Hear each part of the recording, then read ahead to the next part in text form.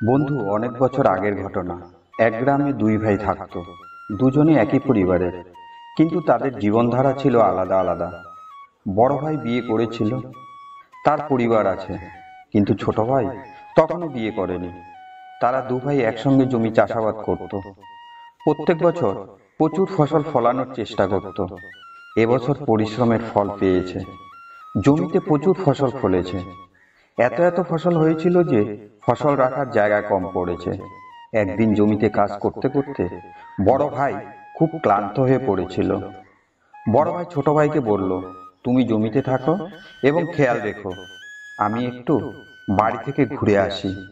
এই কথা বলে বড় ভাই বাড়িতে গেল।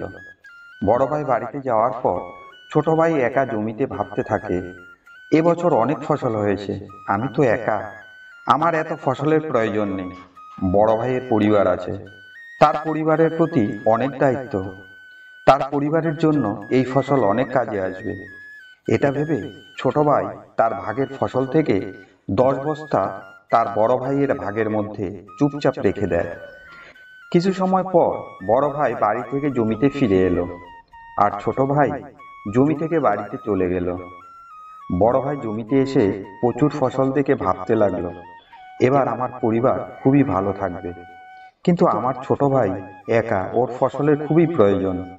এই কথা ভেবে বড় ভাই তার ভাগে 10 বস্তা ফসল তুলে নিয়ে ছোট ভাইয়ের ভাগে চুপি চুপি রেখে দিল। সকালে যখন দুই ভাই জমিতে গিয়ে দেখলো যে আগের দিনের মতোই যার যার ভাগের ফসলগুলো একই প্রকার আছে, দুই ভাই খুব চিন্তায় পড়ে গেল। এটা কিভাবে সম্ভব? আগে যা ছিল এখনো তাই আছে।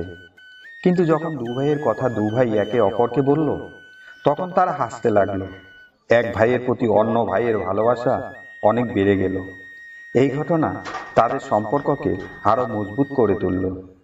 তাদের মনে খুশি ও সন্তুষ্টির ভাব দেখা গেল। বন্ধুরা, আমরা যদি একে অপরের জন্য ভাবি এবং একে অপরকে সাহায্য করি, তখন ভালোবাসা ও আন্তরিকতা বৃদ্ধি পেতে থাকে। এ ধরনের পরিবারকে ভাঙার ক্ষমতা পৃথিবীর কোনো শক্তি নেই। ভিডিওটি শেষ পর্যন্ত দেখার জন্য আপনাকে অসংখ্য ধন্যবাদ। ভিডিওটি যদি ভালো লাগে তাহলে লাইক করুন, কমেন্ট করুন, শেয়ার করুন এবং সাবস্ক্রাইব করে পাশে থাকুন। ভিডিওটির মধ্যে কোনটি আপনার কাছে সবথেকে বেশি ভালো লেগেছে সেটা কমেন্ট করে জানান। পরের ভিডিওতে আবার দেখা হবে।